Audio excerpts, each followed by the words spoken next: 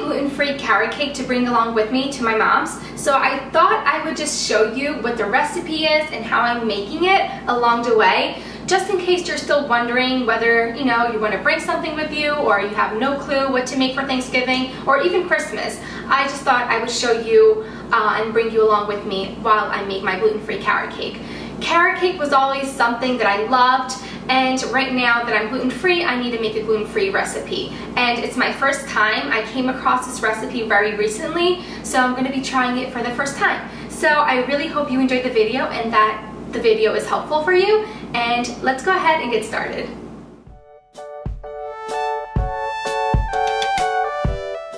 So we're starting off with the dry ingredients, and we're going to need 3 cups and 1/3 of a cup of carrots, and then 3/4 of a cup of raisins, and then we're going to need 3/4 of a cup of chopped walnuts. Next, we're going to need to grind up an orange, and we're actually going to need 2/3 of a cup of freshly squeezed orange juice. And then next we'll need about 1/2 cup of vegetable oil. So moving on, we're going to need 4 eggs, and I leave them outside for a little bit because if they're too cold, your cake won't rise as much. You're also going to need a package of gluten-free vanilla instant pudding, and you just want to make sure that it is a 3.4 ounce. So next we're going to need a package of gluten-free yellow cake mix, and you just want to make sure that the package has 15 ounces.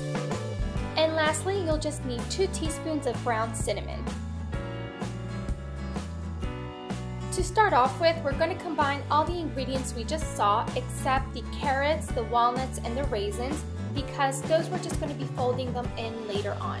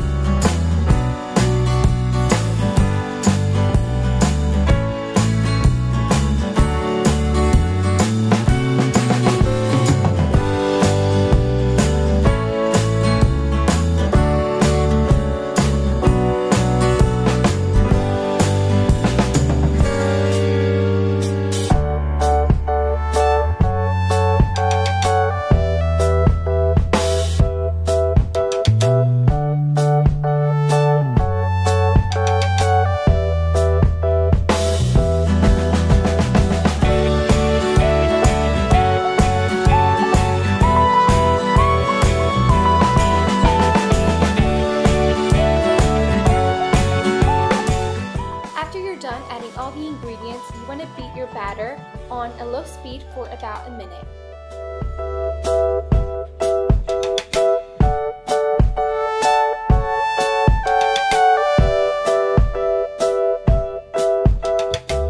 After your minute is up, continue to beat your mixture, but switch it to a medium to high speed and do this for 2 minutes.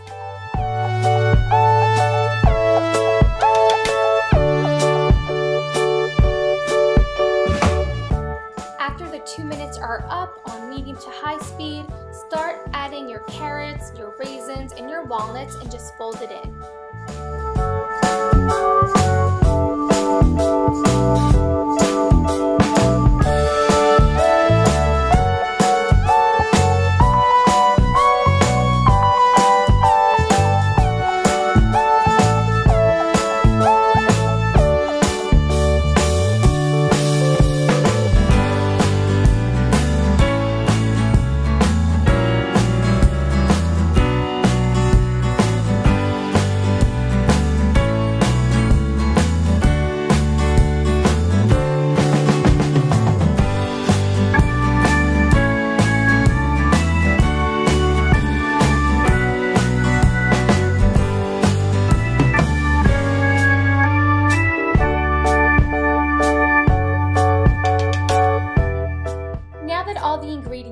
fold it in, I'm just greasing a 9-inch round pan. Now you can use a spray, but I just chose to use regular butter instead.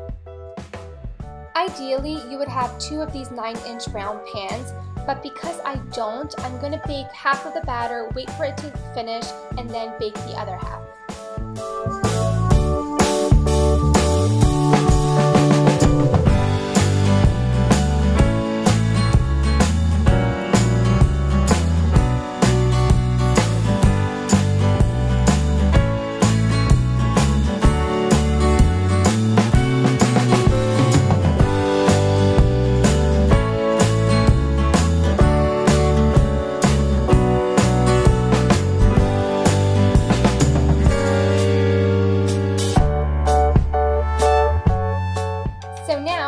Stick it in the oven and let it bake for around 30 minutes at 350 degrees.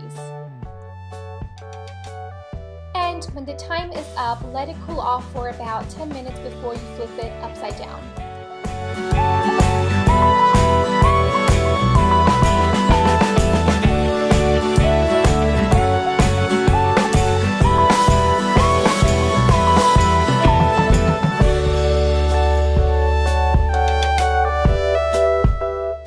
So now that I removed the cake out of the pan, I washed it and now I'm just coating it again with butter, and I'm just going to add the remaining of the batter to it.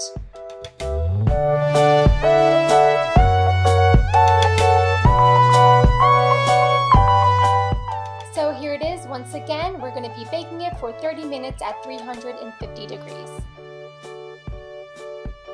So now that we have the 2 cake layers, we're going to be moving on into making the frosting.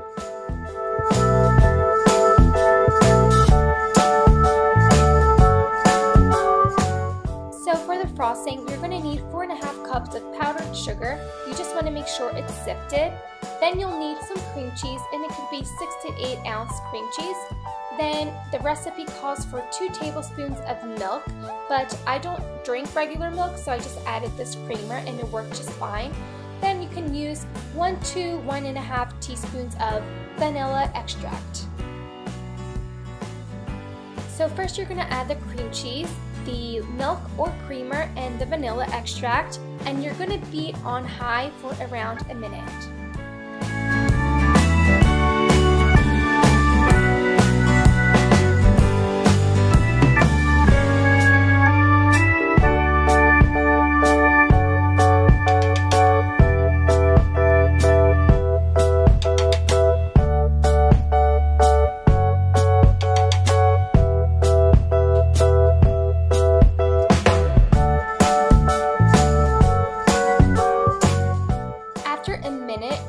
Start adding gradually the powdered sugar, but just switch your speed to low.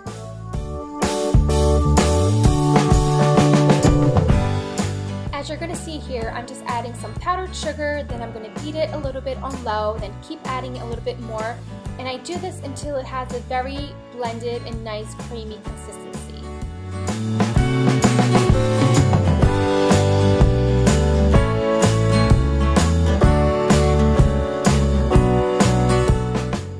Frosting is done, and at this point the second layer should be cooled off, so I'm just going to flip it around and begin to apply the frosting to my very first layer.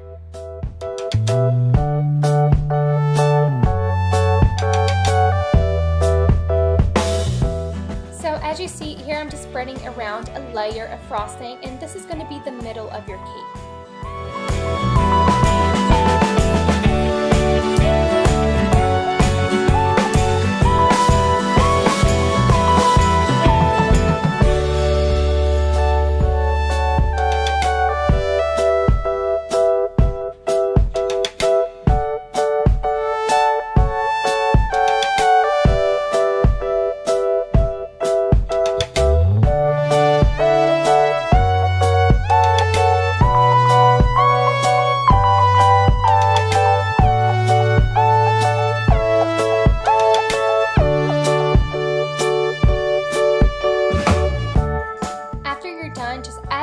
Cake layer on top and just begin to coat the entire cake around.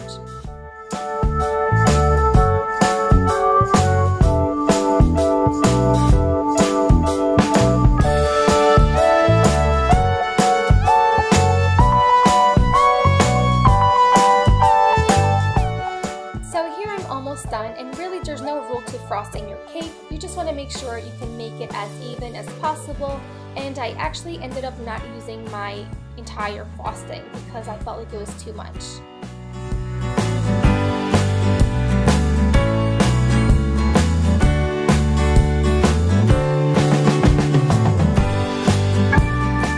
And here I'm just cleaning up the edges of the plate with a napkin.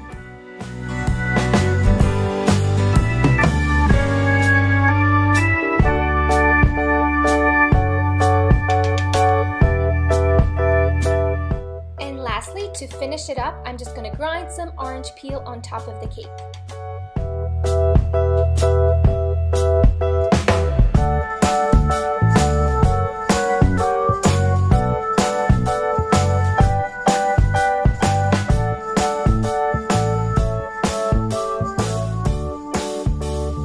Okay guys, so we're done. What do you guys think? I think it came out pretty good. It was my first time making this gluten-free carrot cake, and I'm really excited. Unfortunately, I can't try it out because it wouldn't look really nice taking it to my mom's house tomorrow with the piece missing. But I feel like it turned out really great, and I honestly don't see a reason why it could possibly taste bad. I actually had a taste of the batter and it was delicious, and yeah, so I feel like it's gonna be amazing tomorrow when I try it out. Let me know if you guys end up trying this recipe, and also let me know what other recipes you're making for Thanksgiving and Christmas. And yeah, so thanks so much for watching. I really hope you enjoyed this video, and I will be talking to you very soon. Bye guys!